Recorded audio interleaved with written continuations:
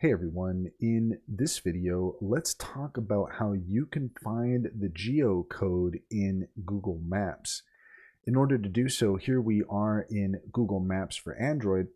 And in order to find the geocode, it really is quite simple. All you have to do is find the location that you're looking for. And once you have found it, you just need to long press on the screen in order to reveal the geocode.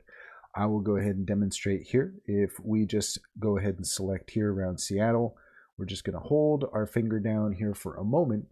And there you go. Now we have the geocode up here at the top.